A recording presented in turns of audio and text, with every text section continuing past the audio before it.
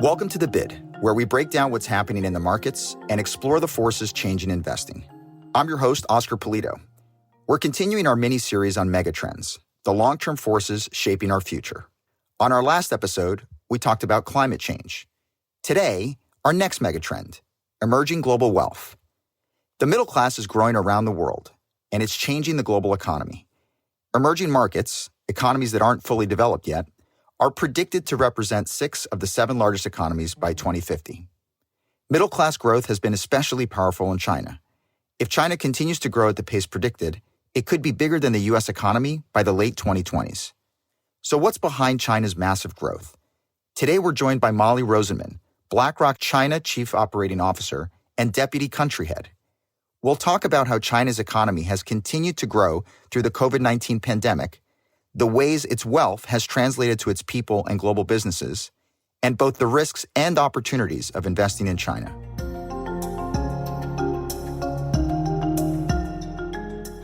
Molly, thank you so much for joining us today on The Bid. Thank you very much for having me. So Molly, you have just moved back to China over the last couple of months. You lived in Asia about 15 years ago and supported some of BlackRock's earlier growth in the region. So I'm just curious, as you've returned to China in late 2020, what were your first thoughts and observations? Is it recognizable to what you remember 15 years ago, or are there things that looked completely different to you? I think we tend to first think of China as part of the emerging global wealth megatrend, and that's very true. But actually, I think what's so exciting about China is that it represents sort of a confluence of megatrends playing out here, from technology to demographics to urbanization and climate change. And while I've certainly visited over the past 15 years and spent some time in the region, for the places that I haven't really seen in 15 years, they are completely transformed today. It's really remarkable and unbelievable, frankly, to see the pace of change, particularly in places like Shanghai and Beijing, where city centers are now monopolized by skyscrapers and shopping malls and tall residential buildings. With rapid urbanization, traveling in mainland China has been made extremely easy and flexible. There's a highest-speed train system and modern airports all across the country. And you also can see an incredibly visible and tangible instance of a higher standard of living everywhere. With increased purchasing power across the population, you can see people driving higher-end cars, spending more on designer clothes, eating out in restaurants much more than they ever did in the past. But what's really exciting and fascinating to me is the digital economy in China. So people now buy virtually all goods and services, truly everything in their lives digitally. They travel with e-tickets on their phones, they pay utility bills using mobile apps.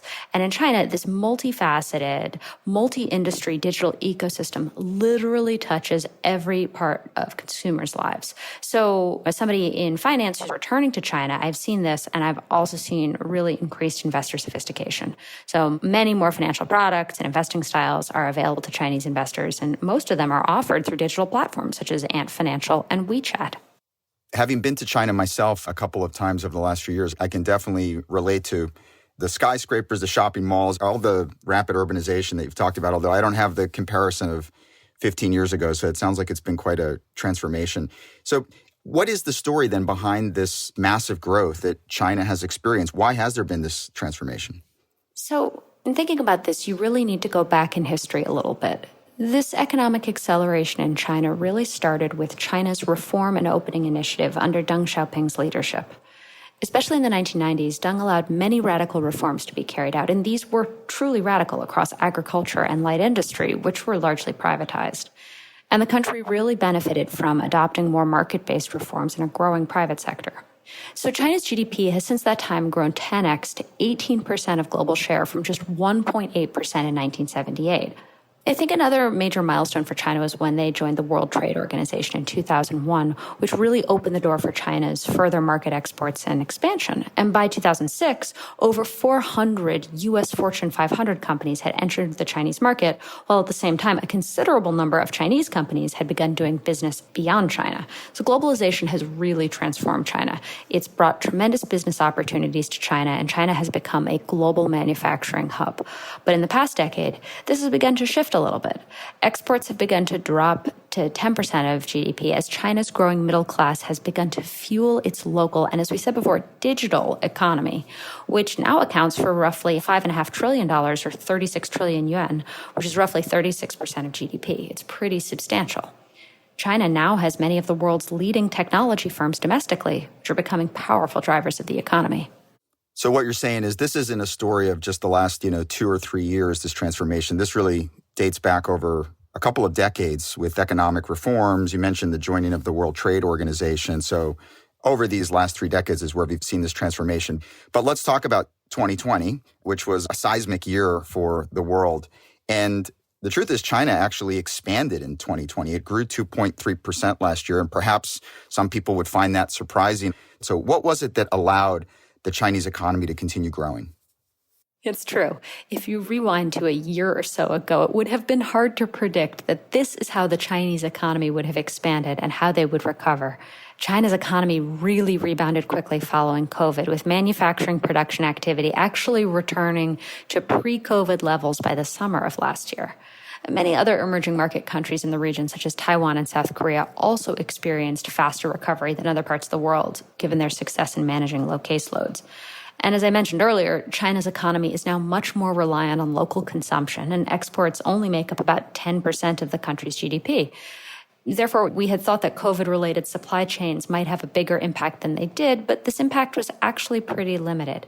And then because of this faster recovery, China's growth has actually been more balanced versus developed economies, and there's more policy space given it hasn't done as much as developed market counterparts. So moderate fiscal spending has been targeted towards sectors such as infrastructure with the aim of shoring up the quality of future growth. And they're really taking this opportunity to invest well in the future of their economic expansion. So you've touched on this a couple times, which is this strength of the local consumer, this increasing wealth for the consumer class in China, and as a result of that, less reliance on exports. So how has that increased consumer wealth in China really translated to its people? Look, over the past several decades, we have witnessed something remarkable as China's economic development has literally lifted hundreds of millions of people out of poverty. At the same time, China's middle class has jumped from just 3% of the population in the year 2000 to over half the population this year. That's a truly remarkable statistic. The average income per person annually has increased from just $940 to over $10,000 over the past 20 years. The higher income and savings has really led to some pretty major changes in China's consumer spending habits as well. So, for example, Chinese tourism, both within China and abroad, has seen significant increases. Domestically, Chinese tourists made 5.5 billion trips in 2018, spending more than $770 billion when they did. For comparison's sake, in 2000, China sent only 740 million tourists abroad. And annual spending by Chinese travelers has likewise soared from over $14 billion in 2000 to over $270 billion in 2018. And Chinese consumers are also emerging as a force in the luxury goods industry, accounting for nearly a third of luxury spending in 2020. And Bain estimated that China will become the world's largest luxury goods consumer by 2025. The wealth transfer in China also manifests itself in the country's rapid urbanization, which we talked about a little bit earlier. As of 2020, over 60% of the Chinese population lived in urban areas, which is just a dramatic shift and an increase from roughly 18% in 1978. Molly, earlier you touched on the increased investor sophistication that you've noticed in China and Chinese investors using digital platforms to put money to work. So I'm just curious, how do individuals and families save and invest in China versus, for example, American investors? It's a great question, and China is in a very different situation from a savings perspective. So China has an extremely high savings rate, around 45%. In fact, the main reason for the high trade surplus in China that we were just talking about is that with such a high savings rate, Chinese consumers simply spend less than their peers across the globe. I'd compare actually China's property market with America's equity market, which both saw a pretty continuous valuation boost in the past few decades. In many Chinese cities, housing prices have quadrupled in the past 15 years. So as a result, Chinese families have long believed the property market is the safest investment vehicle, really compared to the country's stock market, which has historically lagged the housing market in performance. And so, not surprisingly, domestically owning a home rather than renting is often a top priority for households. And nearly 80% of China residents said in a recent survey that couples should buy a home before marriage. And it's often the case that middle-class and affluent parents purchase homes for their children. This is starting to change as a significant focus for the government is on educating to help turn these domestic savers and property investors into retirement investors as well. And it's one of the many aspects I find most fulfilling, this educational role that international firms can help to play in this space. And perhaps one other add-on question is, we talk a lot at BlackRock about the savings crisis, essentially that individuals are not saving enough for their retirement for the long term. Does that apply in China as well? Specifically with a large aging population, which is living increasingly longer and healthier lives. China's demographics present a key challenge for the Chinese from a retirement perspective. The one-child policy, which was implemented in 1979, was instituted so that population growth would not outpace economic development, and also to address looming environmental and resource challenges. This policy lasted until 2015 when it was formally loosened, and now all couples can have 2 children. But as a result of decades of this earlier one-child policy, China now faces a pretty pronounced aging population, and the policy's recent removal will take years to play out in terms of population growth. In 2020, approximately 17% of China's population is estimated to be over the age of 60, and this number is projected to rise roughly 35% in 2050. So as a result, China may face significant labor shortages in the future, and without a concerted focus on retirement investing, China may face challenges in paying for the retirement of that population. So this is a significant risk, but it could also bring opportunities in both the healthcare and financial sectors, as people are eager to find ways to ensure that they are securing and better supporting themselves in their later years. So let's talk about technology. It feels like no conversation about China is complete without discussing technology. The Chinese economy is in many ways far more digital than the US, Europe, Japan, or other developed markets. So Molly, why do you think this is? China's wealth has really emerged in a post-cash, post-credit card world. So the economy is really being built digitally to begin with versus advanced economies that were built on earlier means of transacting and that are still sort of shifting and evolving up that curve more slowly in the West. Also, China benefits from a large domestic market of consumers who are predominantly young and, frankly, eager to embrace digital in all its forms. Most daily usage of digital payments can be done using just 1 or 2 super centralized platforms such as WeChat and Alipay. So these apps combine many of the frequently used functions, such as an e-wallet or e-bank, social media, and booking services that we have many different apps for in the West. You can imagine having PayPal, Facebook, YouTube, and OpenTable all in one location on one app. And China is one of the world's largest investors and adopters of digital technologies, and it's also home to 1/3 of the world's technology unicorns. The government is actively encouraging digital innovation and entrepreneurship by giving companies room to experiment and offering support as an investor, developer, and consumer of new technologies. We've spent a lot of time here talking about how China has reformed its own economy, how it's grown over the last 30 plus years, the evolution of the consumer. But Molly, what's the impact of China's massive growth on how it invests in the rest of the world? Maybe you can talk about some of the examples of how they're doing that. Sure. So as the country's wealth grows, China is investing much more abroad and competing with established powers for influence. The Belt and Road Initiative, for example, is a massive infrastructure project that aims to connect its market from East Asia to Europe. In addition to this new Silk Road, Chinese governments and businesses have invested heavily in emerging market countries in Africa and Latin America, bringing Chinese business models and resources to these developing regions. And China is also bringing their digital technologies to the world. So, for example, China has been a major leader in 5G deployment, and the digitalization of the Chinese yuan is a means for the Chinese government to better channel monetary policy and, frankly, accelerate the internationalization of the country's currency. And if you live in the U.S. or you live in Europe, or let's just say you live outside of China, you're a global investor, how are you starting to think differently about investing in China? Because if I listen to the statistics that you mentioned, the evolution in the tech sector, I have to imagine that this is a region, a country where I am starting to become more interested in perhaps putting some money to work.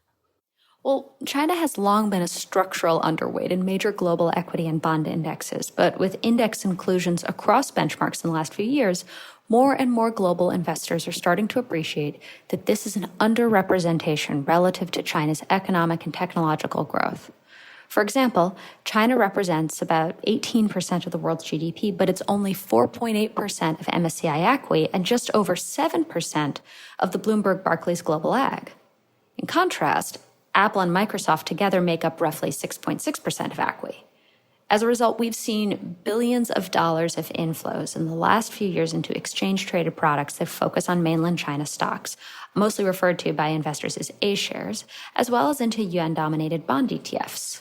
We expect the US and China to become two engines of global economic growth, and the strategic competition between them should lead to supply chain decoupling. So therefore, investors are not only looking to true up their China allocations, but to use China investing as a way to diversify between the globe's two leading competitors. And you mentioned the MSCI ACWI, so that's the all-country world index, so basically a representation of global companies around the world. And so interesting, you mentioned China only represents a little less than 5% of that index, even though it represents 18% of the world's GDP. So to your point, for investors who are looking to diversify, China is perhaps a new frontier that they'll be looking at. That's exactly right. What risks are investors considering and balancing against these opportunities? So building on this idea of increased competition between the US and China, geopolitical tension remains a key risk factor and is likely to persist. Besides trade disputes, the two countries are racing for global technological leadership, where concerns can range from national security and economic competitiveness to global standards dominance, and potential bans and tariffs could derail investment opportunities in some sensitive sectors. At the same time as competition continues to play out, China and the US will continue to be dependent on one another in a variety of ways, and to seek opportunity to partner, as recent discussions around a climate partnership highlight. And this is not just a bilateral trend. Increasingly, Europe, Japan, Australia, and other developed nations are swept up in this competition and are similarly interconnected with China as major players within the global economy.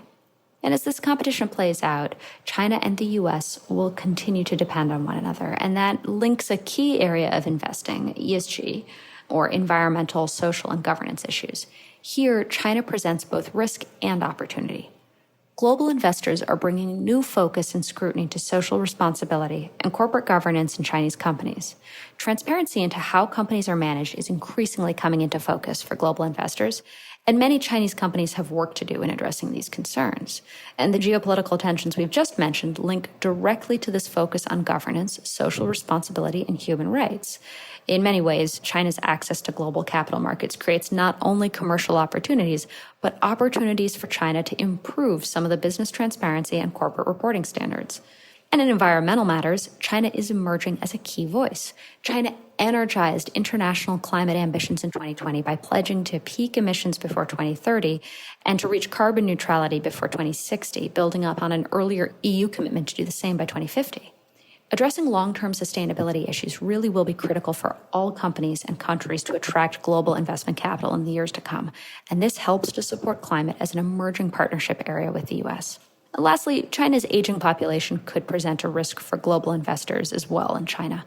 If population growth continues to decline, China's economy could struggle with labor productivity, pension shortfall, and even social strife in the next 3 decades. And as I mentioned earlier, so it is now the second time you're living in the region. So Molly, as an American-born and educated executive who's spent most of her career in the U.S., what got you so personally excited to take on a new career opportunity in China? A central principle for us at BlackRock and a theme throughout every position I've held within the firm, and for all of us at the firm, is helping more and more people experience financial well-being. And being a part of doing that in a country of over 1 billion people with a rapidly advancing and evolving asset management industry is incredibly exciting to me. I've spent my career thus far at an asset manager serving investors and clients around the world, and that has actually taken me across the US as well as globally, and getting to help translate the depth and breadth of capital markets and asset management solutions that have been developed and tested and refined in the US and other developed markets into a rapidly growing economy in a Chinese context means that our expertise can help to play a role as China seeks to reform and evolve its financial markets as well as to address its own retirement challenges. So Molly, if you're still living in China 15 years from now, and I don't mean to fast forward your life, but what more do you think will have changed? And how will China look then as a place to live and invest? Well, the thought of fast forwarding my life is quite alarming. It means I'd go from having a toddler in tow to, I guess, a teenager towing me around, which is pretty hard to wrap my head around. But I think from a financial markets perspective, with the upcoming and ongoing financial regulatory changes and the entrance of foreign asset managers, I think the Chinese financial market will be a lot more sophisticated and mature compared to today. There'll be much more use of sophisticated financial instruments and investing styles, which should help to improve market liquidity, providing average investors in China a really diverse set of investment options at home and abroad. And in daily life, we've talked a lot about how China has already seen rapid urbanization for the past few decades, but the growth potential has far further to go. We could see the urban population rise from 60 to 80% in the next 15 years, and combined with a focus on greener development, this could lead to tremendous business opportunities and infrastructure transformation in many of the third or fourth tier cities in China. The truth is, no one knows what the world or China will look like in the next 15 years, let alone 5. And the pace of evolution in China has been truly outstanding. The transformation we've seen over the past 15 years has been remarkable. And we've talked about the opportunities this presents. We've talked about the risks that we may face. But I think we should all be excited to have a front row seat for this and watch it unfold. Well, Molly, it's great to hear your optimism. And thank you so much again for joining us today on The Bid. Thank you so much for having me, Oscar. I look forward to when we can do this together in China. I do as well. On our next episode of our Megatrends miniseries, we'll talk about technological breakthrough, particularly in the area of electric and self-driving vehicles. We'll see you next time.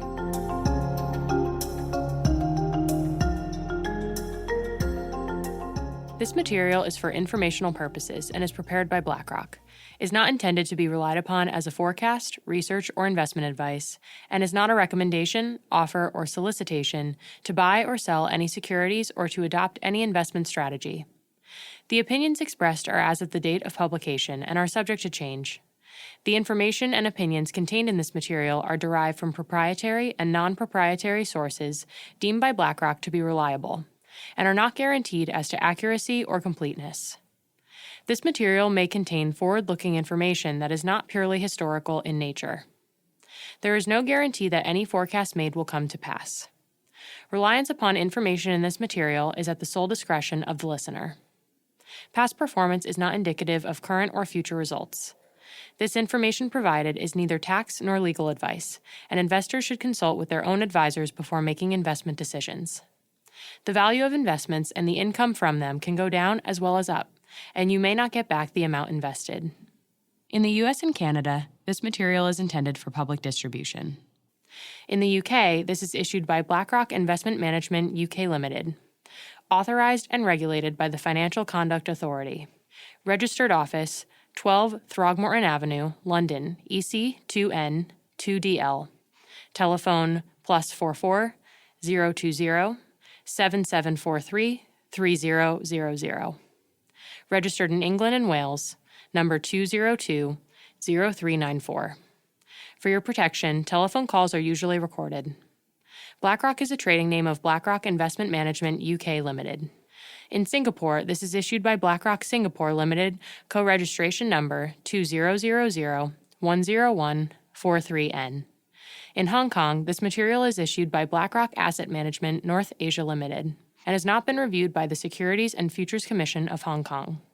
In Australia, issued by BlackRock Investment Management Australia Limited, ABN 13 006 165 975 AFSL 230 523 BIMAL.